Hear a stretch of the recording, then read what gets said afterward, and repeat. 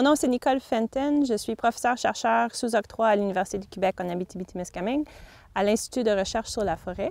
Alors Marion Barbé, doctorante à l'Université du Québec en Abitibi-Témiscamingue, donc postée à Rouyn-Noranda. Moi, je travaille sous la direction de Nicole Fenton et Yves Bergeron en sciences de l'environnement. Bonjour, je me présente Victor, puis je suis étudiant en doctorat en sciences de l'environnement à l'UQAT. Louis Imbeau, je suis professeur en aménagement de la faune à la chaire en aménagement forestier durable à l'UQAT. Pauline Suffis, je suis étudiante à l'Université du Québec au doctorat. Je viens de terminer la maîtrise en biologie et je commence tout juste mon doctorat en sciences de l'environnement. On est chanceux ici d'avoir un chaire industriel en aménagement forestier durable en partenariat avec UQAM. Puis ça nous permet de mener beaucoup de projets sur différentes thématiques qui se relient toutes à l'aménagement durable des forêts. Alors, on touche à beaucoup de projets qui sont la résilience puis la perturbation des écosystèmes. Alors, comment ils réagissent naturellement après une perturbation. On regarde aussi à les différents facteurs qui influencent la biodiversité à l'intérieur des forêts, de la flore ou de la faune. On regarde aussi des façons à faire un meilleur aménagement de la forêt pour que ça produise plus de bois plus facilement, plus proche de l'usine. On regarde aussi des stratégies d'aménagement au niveau paysage. Alors, comment est-ce qu'on devrait arranger nos coupes? Qu'est-ce qu'on devrait laisser à l'intérieur? Puis on regarde aussi les stratégies de sylviculture. Alors, est-ce que je les coupe plus petits, plus gros, je les plante plus proches avec de fertilisants ou sans fertilisants, toutes ces affaires-là. Puis finalement, on regarde aussi la qualité du bois. Quand je change mon façon de faire en forêt, est-ce que ça change les caractéristiques de la bois quand je l'amène à l'usine? Alors, on s'intéresse depuis quelque temps à l'aménagement forestier durable parce qu'on s'est rendu compte avec le temps que peut-être la façon de faire dans le passé, ça n'assurait pas nécessairement la pérennité des forêts dans le temps. Alors, on s'est donné... les chercheurs à l'UQAT se sont donné le défi de trouver des meilleures façons de faire pour que la ressource soit durable dans le temps.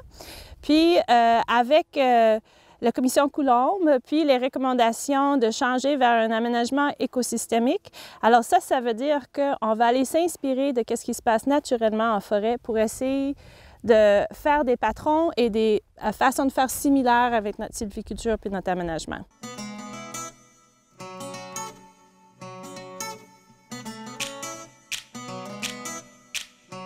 Ici, nous sommes dans un feu à Matagami. Des feux comme ça, on en a 6 sur l'ensemble du territoire du nord de l'Abitibi-Témiscamingue et du sud de la baie James. On en a donc aussi, on a 2 feux à Villebois, 2 feux sur le territoire de Lebel-sur-Quévillon, puis un près de Chibougamau. Et donc ce feu date de 1997. Et puis là, vous voyez la matrice, comme on dit, brûlée. Derrière vous, vous avez l'îlot qui a survécu au feu. Les îlots résiduels ou de feu, ce sont des parcelles de forêt qui ont survécu à un, voire plusieurs feux. Et en fait, ils sont importants parce qu'ils maintiennent une portion de forêt intacte. Alors nous, on juge qu'ils seraient des refuges dans lesquels les espèces, que ce soit végétales ou animales, auraient survécu au passage du feu. Et ils seraient bénéfiques donc à la régénération de la forêt après que le feu soit passé, puisqu'ils seraient comme une source desquelles peut reprendre la régénération entière de la forêt. Mais ces îlots-là, finalement, on ne connaît que peu leur rôle, surtout dans ce territoire-ci. Voilà pourquoi la naissance de ce projet. Pourquoi les mousses, finalement?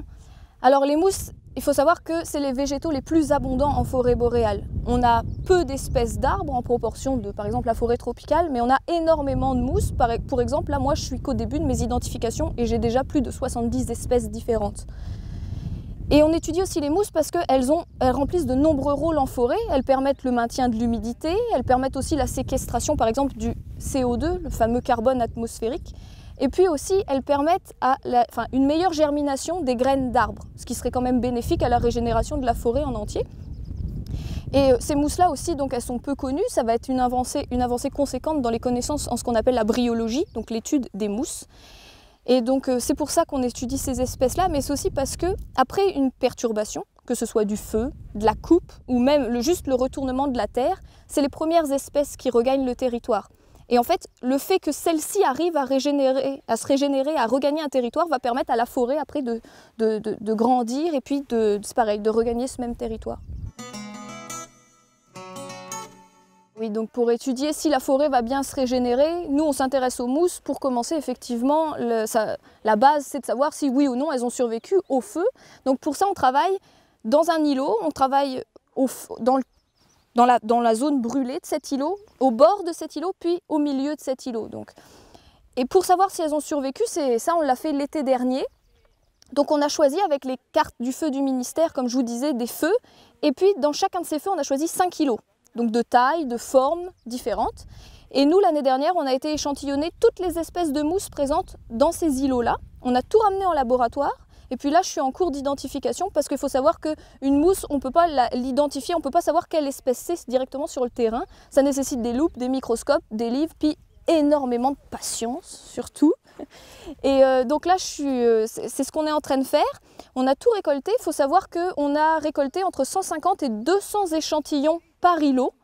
Et puis que dans chaque échantillon, on peut trouver de 1 à plus de 15 espèces de mousses. Donc à cette question, pour le moment, j'ai aucune réponse, si oui ou non elles ont survécu, mais on en retrouve. Donc à partir de là, on se dit que oui, elles ont survécu. Est-ce que c'est des espèces intéressantes? Ça, je vous le dirai plus tard. Parce qu'il y a ce projet, donc c'est d'étudier les mousses qui ont survécu dans les îlots, oui, mais c'est aussi de savoir si ces îlots ressemblent finalement à une vieille forêt qui n'a jamais brûlé. Et on va comparer donc nos espèces qu'on a retrouvées ici avec des sites de vieilles forêts. Des vieilles forêts, on en a une multitude de sites qui sont répandus sur le territoire de la BTB et puis de la baie James. Et puis on va pouvoir faire des comparaisons. Pour l'instant, comme je vous disais, je n'ai pas de conclusion. Je peux juste vous dire que oui, les espèces de cœur sont bel et bien différentes de celles qu'on retrouve ici. Et que oui, j'ai la chance d'avoir quelques espèces de mes mousses qu'on retrouve aussi dans les vieilles forêts. Donc, si tout va bien, les îlots seraient donc des refuges qui auraient permis la survie des mousses. Alors ça, c'est ce qu'on appelle une bordure. Ça serait comme une zone de transition entre l'endroit qui a brûlé et puis l'endroit où j'ai mon cœur d'îlot. Et puis ces bordures-là, finalement, elles sont très différentes de ce qu'on trouve dans le feu et puis dans le cœur, puisque c'est là où deux mondes, finalement, viennent à se toucher. Et puis nous on étudie cette bordure-là parce que les espèces qu'on va trouver là, si c'est les mêmes que celles qu'on retrouve à l'intérieur de l'îlot, on va pouvoir penser finalement, c'est un peu imagé, mais que l'îlot grandit et peu à peu on va pouvoir regagner du terrain sur la zone qui a brûlé. Alors une parcelle délimitée par les petits drapeaux que vous voyez, ou vous voyez tout à l'heure là, jaunes, chacune de nos parcelles fait 50 mètres carrés, 5 par 10. À l'intérieur de celle-ci, c'est là où on fait toutes nos expériences, on relève nos espèces, on mesure la croissance, on a toujours des carrés comme ça. Et moi par îlot, des carrés comme ça, enfin des rectangles, j'en ai 5 ou 6 selon la taille de mon îlot. Si mon îlot est supérieur à 1 hectare, j'en ai 6, s'il est inférieur, j'en ai que 5. Et donc j'en ai une dans le feu, une à la bordure, une ou deux au cœur selon la taille de mon îlot. Et puis de l'autre côté, où on ne va pas aller, là, j'en ai encore une au bord et puis encore une dans le feu. Et ça nous permet d'avoir un transect qui traverse, et comme ça je vais pouvoir comparer les espèces d'un bout et de l'autre. À quoi ils servent ces îlots et puis s'ils peuvent permettre la régénération de la forêt. Donc pour ça, il faut qu'on étudie des paramètres en fait, de survie des mousses, et puis toutes les espèces végétales ou animales de la planète. Leur survie dans un endroit à long terme elle passe par 3 choses: la colonisation d'un territoire, l'établissement sur ce territoire et puis la reproduction. Nous, notre projet, la deuxième question que vous venez de citer, on a ces 3 points. Donc pour commencer, elles sont là les mousses dans ces îlots, mais est-ce qu'elles arrivent à y vivre bien? Donc pour ça, on a une première expérience qui se matérialise par ce petit drapeau et puis des petites bagues que j'ai ici. En fait, on a choisi 6 espèces qui sont dans chacun de nos îlots, au cœur des îlots. Alors, ces 6 espèces, on leur met une petite bague, comme celle-ci. Donc c'est un petit anneau de plastique, s'il veut bien venir. Donc voilà, alors hop, on met un petit anneau de plastique qu'on a préalablement découpé. Donc ce petit anneau de plastique, il est ouvert là, et puis on le met autour de la tige. Donc là, vous avez Sphagnum magellanicum, donc une espèce de sphaigne. Donc on le met autour de la tige de la mousse, de cette manière-là, sans casser sa tête, hop. Et aujourd'hui même, on va mesurer donc la grandeur alors vous en avez une là, de cet anneau jusqu'à la tête de la mousse. Donc par exemple, j'obtiens un certain nombre de centimètres. Je vais recommencer à mesurer ça à la fin de l'été, puis l'année prochaine. Et normalement, si tout a bien été, la mousse aura poussé, donc on va obtenir une distance plus grande. Donc là, on arrive à avoir un taux de croissance. Et si mon taux de croissance au cœur de ces îlots, c'est le même que ceux dans les vieilles forêts, que j'ai expliqué tout à l'heure qu'on en avait un certain nombre sur le territoire, parce qu'on fait cette expérience-là aussi dans les vieilles forêts, bien on pourra dire que oui, dans les îlots, les mousses vivent bien. La preuve, elles retrouvent des caractéristiques plus ou moins similaires à celles qu'on a dans la vieille forêt. On a des petites boîtes qui sont, en laboratoire, on les enduit d'un mélange nutritif pour les mousses. Et puis ce gel, il va permettre de récolter des graines de mousse finalement. Alors, c'est-à-dire que ces boîtes-là, on en place ici dans le feu, enfin dans le cœur, pardon, on en place aussi en bordure, puis dans le feu. Et puis on va voir ce qu'on récolte à l'intérieur. Donc on les place au matin, dans des conditions adéquates, comme aujourd'hui au soleil. Hier il pleuvait, on n'a pas pu faire ce qu'on voulait, mais aujourd'hui c'est parfait. Donc on les place de cette façon, on les place par 6, donc on en a 3 qui sont en gel pour les espèces qui vivent au sol, des espèces de mousse, puis on en a 3 qui sont en bois parce qu'il y a des espèces de mousse qui ne vivent que sur le bois. Donc comme ça on va pouvoir avoir une idée de l'ensemble, enfin plus ou moins d'un plus grand nombre d'espèces qu'on pourrait récolter. Et voilà, donc on les place de cette façon-ci, et puis au bout de 6 heures on les récupère et on les met à germer pendant 5 mois au laboratoire. Au bout de 5 mois on obtient cela. Ça c'est des pots qui viennent de l'année dernière, et vous voyez ils sont remplis de mousse, de plusieurs espèces différentes. Et donc ça témoigne du fait qu'il y a des graines qui se promènent, puis qui tombent sur mes boîtes, puis après je peux les analyser. Ça c'est des boîtes qui viennent non pas d'un cœur d'îlot, mais d'une placette de feu. Donc vous voyez, on retrouve des mousses. Ça veut dire que par la voie des airs, il y a des graines qui sont capables de tomber sur ces boîtes, et puis on va pouvoir commencer la régénération de la forêt. La troisième partie de notre deuxième question, on a vu que les mousses pouvaient survivre, pouvaient bien pousser, pouvaient coloniser la forêt brûlée, mais on veut aussi savoir si elles sont capables, une fois qu'elles ont colonisé la forêt brûlée, de vivre dedans. Alors là, oui, on est dans le cœur, mais on a fait aussi cette expérience-là dans la bordure, puis dans le feu. Donc on a choisi cette espèce-ci, qui s'appelle Hylocomium splendens, de son petit nom, qui est une espèce typique des vieilles forêts, c'est-à-dire que quand on la retrouve dans une forêt, on peut se dire plus ou moins que la forêt est comme d'un certain âge, puis n'a pas été, moins perturbé que plus perturbé. Et donc nous, là, ce tapis-là, on l'a récolté dans une vieille forêt, donc près de Villebois, et on va le replacer ici, au cœur. On en a donc, comme je vous l'ai dit, replacé au bord et replacé dans le feu. Alors pour ça, qu'est-ce qu'on fait? On prend une motte de mousse qu'on ramène dans le camion, et puis on lui fait une petite place dans son nouvel endroit, puis après on enlève de ce bord-là. Hop, et là, elle est replacée là, donc on lui fait un petit nid douillet, et puis elle va rester ici jusqu'à du moins l'année prochaine, mais que l'expérience soit terminée. Et puis là, on a fait comme tout à l'heure, on a choisi des tiges au centre qu'on a baguées, desquelles j'ai mesuré comme précédemment la croissance, donc de l'anneau, la longueur de l'anneau jusqu'à la tête de la mousse. Puis ça, je vais le refaire à la fin de l'été, puis l'an prochain. Puis je vais avoir une idée de si la mousse pousse bien ou pas. Et puis je vais pouvoir comparer ce qui se passe ici dans mon cœur d'îlot, puis ce qui se passe là-bas dans le feu. Puis si la croissance elle est la même, ça veut dire que cette mousse-là, qui normalement vit dans les vieilles forêts, dans le cœur des îlots, elle peut vivre aussi dans le feu, et puis donc contribuer à ce que la forêt revive, et puis reprenne de l'expansion dans le feu. Et en fait, le but de mettre en avant les caractéristiques les meilleures des îlots, ça va être pour suggérer ensuite aux forestiers de faire tel ou tel îlot dans les parterres de coupe. Parce que, admettons, toutes nos mousses, elles vivent mieux, elles arrivent mieux à coloniser quand l'îlot est grand et rond. Et bien là, on va pouvoir dire, écoutez, il serait peut-être plus bénéfique pour la régénération de la forêt après la coupe que vous fassiez des îlots de cette forme-là. Parce qu'actuellement, il y a une technique forestière qui vise à maintenir des îlots donc d'arbres en bouquet dans les parterres de coupe, mais on sait que très peu quels îlots seraient les meilleurs. Donc voilà, donc ce projet finalement fait le lien entre le feu et puis la coupe. Donc dans le but premier, un des buts de ce projet, c'est d'améliorer les connaissances en bryologie, c'est-à-dire l'étude des mousses, mais aussi en foresterie durable, puisque la foresterie vise de plus en plus à être durable. On parle d'aménagement écosystémique, c'est-à-dire de s'inspirer des patrons laissés par exemple la nature, le feu ici, pour limiter au maximum notre impact sur le milieu naturel et puis surtout que pour la pérennité de cette ressource.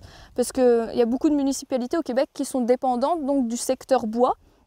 Et puis en arrivant à ce que la foresterie dure sur plus longtemps, eh bien, ça va permettre de maintenir cette pérennité, puis en parallèle de conserver le milieu naturel au maximum et puis le maintien des espèces de l'écosystème boréal qui est quand même un écosystème exceptionnel. Donc là, on est au Témiscamingue, c'est là où c'est ma région d'études, c'est sur le Témiscamingue que je travaille en particulier. Puis c'est une région qui est... on s'intéresse à cette région au point de vue de l'écologie historique parce que c'est une région qui a été beaucoup exploitée dans les forêts, où les forêts ont été beaucoup modifiées par la colonisation. Donc on n'est pas trop capable de savoir comment étaient les forêts naturelles pour mettre en place l'aménagement écosystémique justement. Et c'est dans cet intérêt qu'on s'intéresse à l'écologie historique du Témiscamingue. Donc l'idée c'est d'utiliser des archives historiques écrites pour faire un état de la forêt, de la composition de la forêt à une époque historique, donc là dans mon cas à la fin du 19e siècle, entre 1850 et 1900. Il faut imaginer qu'à cette époque, il y avait très peu de monde ici. Il y avait quelques chantiers forestiers, puis beaucoup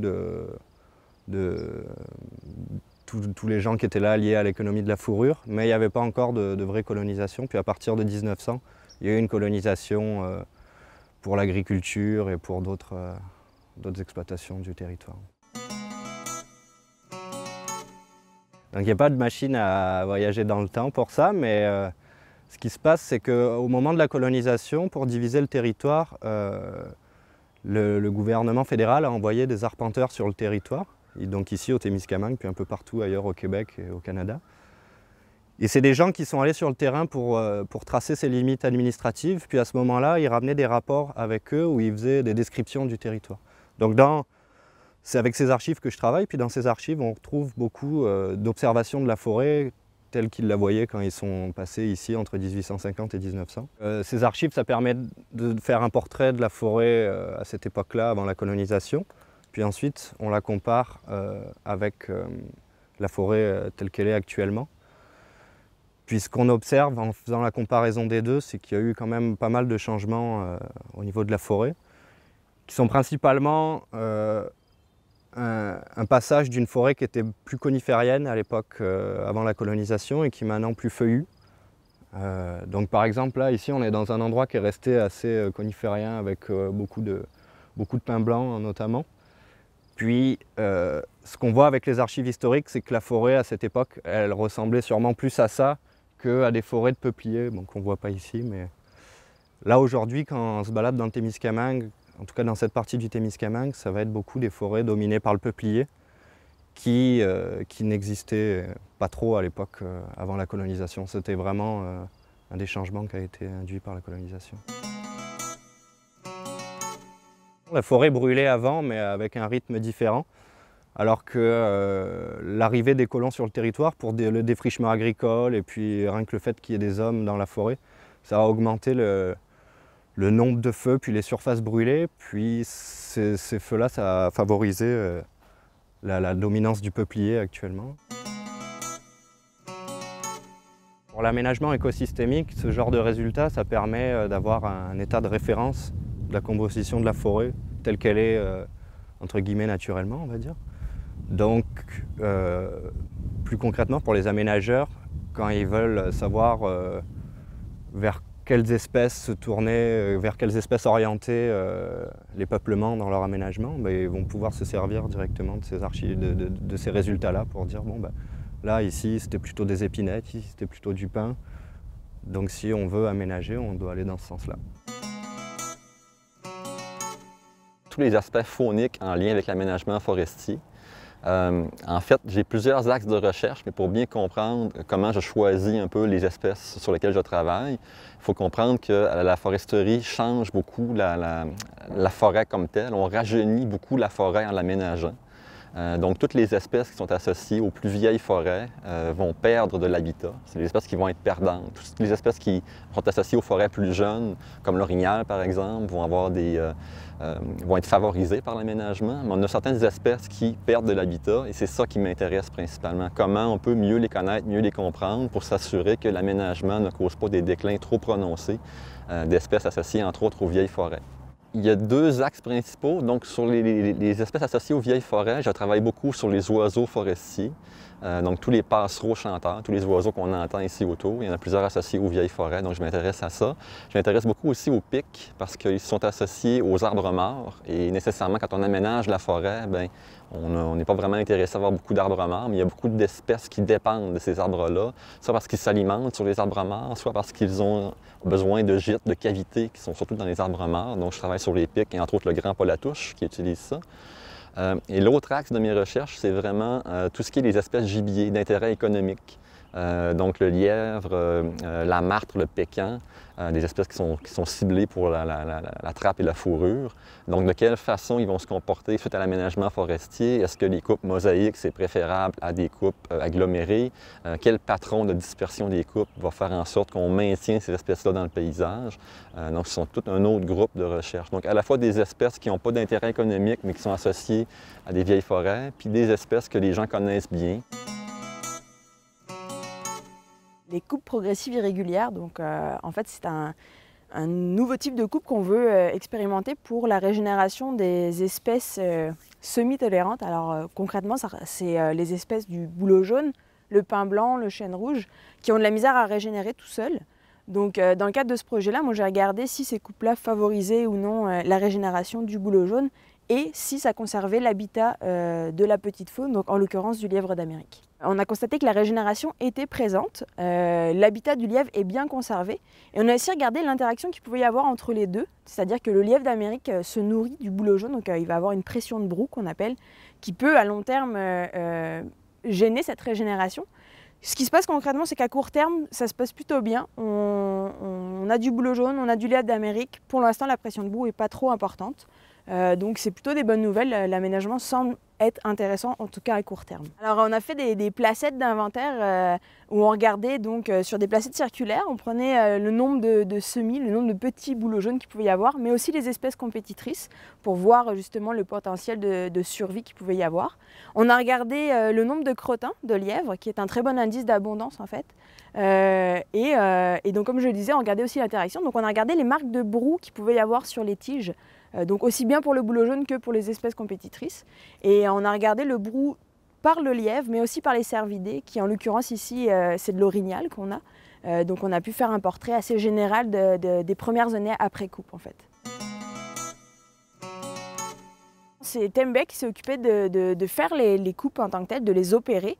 Ensuite de ça, nous, on a été mandatés pour faire le suivi de ces coupes-là en partenariat avec le Centre d'enseignement et de recherche de foresterie de Sainte-Foy. À Tembec, exactement, eux, c'est vraiment l'aspect opérationnel, mais à plus large échelle, c'est sûr que le ministère aussi est intéressé par ces résultats-là pour pouvoir l'appliquer sur tout le territoire. Donc moi, je suis dans la forêt mixte à dominance feuillue, puisque c'est là où ces espèces poussent. Mais ça se contient pas seulement au Témiscamingue, nous ça va pouvoir être appliqué un peu partout dans ce domaine-là. Donc c'est ça, concrètement, oui, Tembec va pouvoir continuer à opérer de cette façon-là si dans les prochaines années, les suivis vont confirmer les premiers résultats en fait. Dans le cadre de mon projet de doctorat, on va s'intéresser à d'autres espèces qui sont les mustélidés. Donc en l'occurrence, c'est la martre et le pécan qui sont d'intérêt pour la fourrure notamment, mais qui sont aussi associés justement à l'aménagement forestier. Donc ce qu'on va chercher à comprendre, c'est quelle est la sélection des sites par ces deux espèces-là en forêt feuillue. Donc concrètement, où est-ce qu'ils vont pour s'alimenter, où est-ce qu'ils vont pour se reposer, et quel type de coupe ou quel type de paysage ils vont sélectionner. Et donc suite à ça, on pourra appliquer des aménagements qui vont conserver leur habitat en fait. Quand je vais suivre les martres et les pécans, ce qui va se passer, c'est qu'on va leur poser des colliers émetteurs. Donc c'est des colliers qui sont à peu près gros comme ça pour la martre, un peu plus gros pour le pécan. Puis grâce à ce collier-là, il va y avoir un signal qui est émis, ce qui va nous permettre de les tracer avec ce petit boîtier-là, qui est en fait une antenne qu'on appelle de la télémétrie. Donc grâce à ça, chaque collier a une référence. Puis moi, je le rentre dans la machine et avec ça, il y a des signaux comme ceux qu'on va entendre. Puis je me balade à savoir dans quelle direction se trouve l'animal. On va aller jusqu'au plus proche du signal qu'on est capable pour pouvoir prendre un point GPS afin de localiser sa position à un temps T. Et on va revenir plusieurs fois pour pouvoir prendre plusieurs positions à travers une saison de façon à connaître son habitat et sa différente utilisation de l'habitat. Mais effectivement, la technologie GPS va nous permettre d'avoir beaucoup plus de données en un temps de terrain qui est beaucoup plus court et qui va nous permettre de documenter l'utilisation à long terme en fait, des pécans. Donc effectivement, on va utiliser des colliers GPS. Je vais travailler au Témiscamingue sur le territoire donc plus de la forêt feuillue, comme je le disais, parce qu'on va aussi travailler avec des communautés autochtones qui vont nous permettre de travailler ensemble, à en apprendre davantage sur ces deux espèces-là. Donc on va aller à leur rencontre en fait, on va aller sur leur territoire de trappe pour faire nos suivis et en même temps les interroger sur ce qu'eux ont vu dans les dernières années, les changements en fait, entre les populations. Est-ce qu'il y a une expansion du pécan et quelle est la réponse de la martre en fonction de cette expansion.